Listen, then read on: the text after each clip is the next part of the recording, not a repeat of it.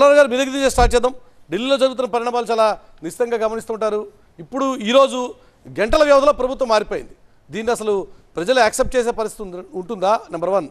Number 2, India కూటమి ఇది ఖచ్చితంగా ఒక పెద్ద దెబ్బే. రాబోయే కాలంలో దీని ఇంపాక్ట్ ఏ రకంగా ఉండే ఆస్కారం ఉంది? ఒకటి ఫస్ట్ ప్రశ్న మీరు అడిగింది. నితీష్ కుమార్ ఈ దేశం రాజకీయాల్లో ఒక వేరే టైప్ ఆఫ్ పాలిటీషియన్. 9వ ప్రమాణ స్వీకారం అవ్వాడు. అతను లేకపోతే గవర్నమెంట్ ఫామ్ చేసేది బీహార్లో ఎవరు చేయలేదు. 20 సంవత్సరాలు బట్టి అలా ఉన్నది. ఆయనకి ప్రత్యేకత ఏంటంటే గవర్నెన్స్ బాగా చేస్తాడు అన్న పేరున్నది. రెండోది కరప్ట్ కాదు, లూటర్ కాదు. మూడోది పిల్లలు, భార్య, వాళ్ళు వీళ్ళు ఎవరు లేరు. తర్వాత చాలా ఇంటెలిజెంట్ మ్యాన్. 77 నుంచి పాలిటిక్స్ లో ఉన్నాడు. మారినా ఎవరు ఏమన్నారు అది మీరు మీరు మీరు గమనించదు. ఎవరు అంటానికి కూడా అర్హత లేదు. ఆ విషయం అంత సింపుల్ గా వెళ్ళిపోతాడు, వస్తాడు. కానీ ఆయన పరిస్థితి ఇవాళ ఎవరు విమర్శించినా కుదరదు. ఎందుకంటే ఒక ప్రత్యేకత రోల్ ఉన్నది ఆయనకి బీహార్లో. గత 25 సంవత్సరాలు బట్టి అలాగే నడుస్తుంది. అది మనం యాక్సెప్ట్ చేయాలి. రెండోది తప్పకుండా ఫ్యూచర్ నేను చెప్పలేదు. ఇంకా ఎలక్షన్ 90 రోజులు ఉన్నాయి. ఎవరు వస్తారు ఎవరు పోతారు చెప్పదు. కానీ ఇది పెద్ద షాక్ ఇండియా కూటమికి. అంటే ఈవేళ నిన్న జరిగిపోయినా నరేంద్ర మోడీ గారు ఫోన్ ఎత్తి మాట్లాడితే ఇది 2 నెలలు బట్టి జరుగుతూ వస్తాం. 2 నెలలు బట్టి సైలెంట్ గా జరిగింది. ఈ రామ్ మందిర్ జనవరి 22న అయిపోనిచ్చారు. జనవరి 26 రిపబ్లిక్ డే అయిపోనిచ్చారు. అప్పుడు ఇది బయటకు వచ్చింది. ఎందుకంటే ఇంకోటి కూడా జనవరి 13వ తారీఖు ఢిల్లీలో మొన్న ఇండియా అలయన్స్ మీటింగ్ లో ఓపెన్ గా చాలా విచారంగా చెప్తున్నా, రాహుల్ గాంధీ ఈయన ఇన్సల్ట్ చేశారు. ఈయన పేరు కన్వీనర్కి వస్తే ఆయన నిన్ను ఎలా యాక్సెప్ట్ చేస్తావు, నీకు ఏదో అబ్జెక్షన్ పెట్టింది కదా మమతా బెనర్జీ అని పబ్లిక్ గా అన్నారు. పబ్లిక్ గా మీరు జ్ఞాపకం పెట్టుకోండి. అది తర్వాత ఖర్గే గారు వాళ్ళు సరి చేయడానికి చూస్తే ఈయన మెల్లిగా బయటకు వచ్చేయడం అవమానం పడతా అది మనసులో పెట్టుకున్నది. ఇంకెంతో లాభం లేదు, నాకు నెంబర్ 1 పొజిషన్ ఇవ్వలేదు, ఏదో కారణాలు ఉన్నాయి, బయటకు వచ్చేసి. సో మనం చూడవలసింది ఏంటంటే రాజకీయంలో తలుపులు ఎప్పుడు మూసి ఉండవు అని బీజేపీ నాయకులు చెప్పారు. అది కరెక్ట్. ఇది ఇప్పుడే మొదలు పెట్టలేదు, 3 నెలల బట్టి జరుగుతుంది. ఇంకో పాయింట్ మీ దృష్టికి తీసుకొస్తున్నా. మహారాష్ట్ర, బీహార్ 2 బీజేపీ ప్రభుత్వాలు లేవు 2 సంవత్సరాల క్రితం. అది శివసేన ప్రభుత్వం, ఇక్కడ లాలూ ప్రసాద్ ప్రభుత్వం, అదే నితీష్ కుమార్. 88 ఎంపీలు 2019లో 81 ఎంపీలు వచ్చినాయి బీజేపీ కూటమికి. ఈ 2 వ్యతిరేక ప్రభుత్వాలు ఉన్నప్పుడు బీజేపీ పరిస్థితి చాలా సీరియస్ గా నాకు డౌట్ అనిపించేది. అది ఆబ్వియస్ గా ఆ పెద్ద నాయకులు ప్రధానమంత్రికి అందరికి తెలుసు. లెక్కలు అబద్ధాలు చెప్పవు కదా. సో సంవత్సరం క్రితం ఆ ఎన్సీపీ గవర్నమెంట్, శివసేన గవర్నమెంట్ వెళ్ళిపోయింది. మహారాష్ట్ర సేఫ్ అవ్వింది. ఇప్పుడు ఈ గవర్నమెంట్ కూడా వెళ్ళిపోయింది. చాలా సేఫ్ అవ్వింది. సేఫ్ అంట. అందువల్ల చాలా పెద్ద డెవలప్మెంట్. ఇండియా కూటమి ఎలాగుండదా లేకపోయినా బీజేపీకి ఈ 2 కీలకమైన రాష్ట్రాలు మహారాష్ట్ర, బీహార్ 88 ఎంపీలు ఉన్నది. వాళ్ళకి కావాల్సిన గవర్నమెంట్స్ ఇప్పుడు వచ్చారు. లేకపోతే చాలా అన్సేఫ్ గా ఉండు, ఏం జరుగుతుందో మనం చెప్పలేం. అందువల్ల ఇది చాలా పెద్ద రోజు. 2024 మే ఎలక్షన్కి ఇండియా కూటమి ఎలాగుండదా లేకపోయినా బీజేపీకి మాత్రం ఇది ఒక పెద్ద పాజిటివ్ డెవలప్. ఫ్యూచర్ నేను చెప్పట్లేదు, 3 నెలల తర్వాత ఎలా గెలుస్తారు అలా గెలుస్తారు అంటలేదు. ఇవాళ పెద్ద పాజిటివ్ డెవలప్మెంట్. ఓకే పుల్లారావు, ఒక నిమిషం. అయితే ఇదే విషయం మీద తెలకపల్లి రవి గారు కూడా వారు విశ్లేషణ అందిస్తారు. ఆ తర్వాత పొలిటికల్ కామెంట్స్ జోలికి వెళ్దాం.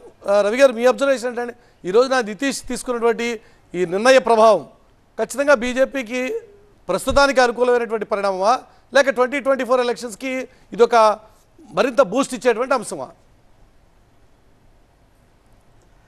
మురళి, మీకు అక్కడ ఉన్న మిత్రులందరికీ కూడా నమస్కారం. నమస్తే. మొదటి విషయం ఏంటంటే మొన్న 4 రాష్ట్రాలు గెలిచిన తర్వాత ఇప్పుడు రామ మందిరం హడావుడి వీటి తర్వాత బీజేపీకి అనుకూల వాతావరణం ఉంటుంది అనేది సాధారణంగా వినిపిస్తున్న మాట. ఇది చాలక బీహార్ ముఖ్యమంత్రి ఇటు నుంచి అంటే వాళ్ళ దగ్గర ఉన్న ఆయన ఇటు వచ్చి మళ్ళీ వాళ్ళ దగ్గరికే వెళ్ళాడు. 9 సార్లు మార్చిన ఆయన 10వ సార్లు ఎలా మారుస్తాడో మనకు తెలియదు. కానీ నితీష్ కుమార్ యొక్క పిల్లి మొగ్గలు కుప్పిగంతుల ఆధారంగా అయితే మనం అంచనాకు రావటం బొత్తిగా అనవసరం. ఎందుకంటే రేపు కనుక యూపీఏ ఇండియా వస్తే ఆయన మళ్ళీ ఇటు దూకడానికి ఒక 1/2 నిమిషం కూడా ఆయనకు పట్టదు. సరే, ఆ విషయం పక్కన పెడదాము. దేశంలో ఉదాహరణకు స్వప్న దాస్గుప్తా లాంటి బీజేపీ అనుకూల జర్నలిస్టులు అనండి, లేకపోతే వ్యాఖ్యాతలు అనండి, ఏం రాశాడంటే ఆయన మోదీ మళ్ళీ ప్రధాని కావడం ఫార్మాలిటీ మాత్రమే, లాంఛనమే.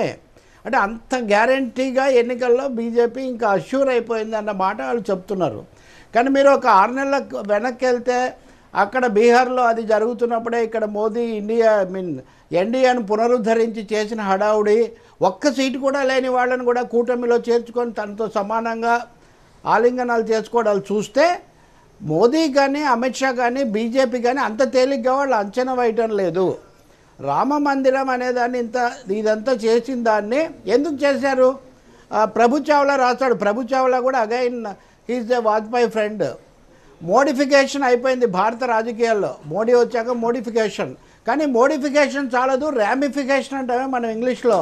రామిఫికేషన్ ఏదో జరగాలి అని బీజేపీ భావిస్తుంది అంటే దాని అర్థం దేశ రాజకీయాల్లో ఏ వ్యక్తి అయితే ఏ నాయకుడైతే ఇండియా కూటమి ఏర్పడడానికి ఒక కీలక భూమిక పోషించినటువంటి వ్యక్తి ఉన్నాడు, ఆయనే ఈ రోజున ఇండియా కూటమి కాదనుకుని బీజేపీ పంచన చేరిపోతే ఇక ఇండియా కూటమి ఉండదు అని చెప్పి ఒక కన్క్లూజన్కి రావచ్చు అంటారా రవి గారు?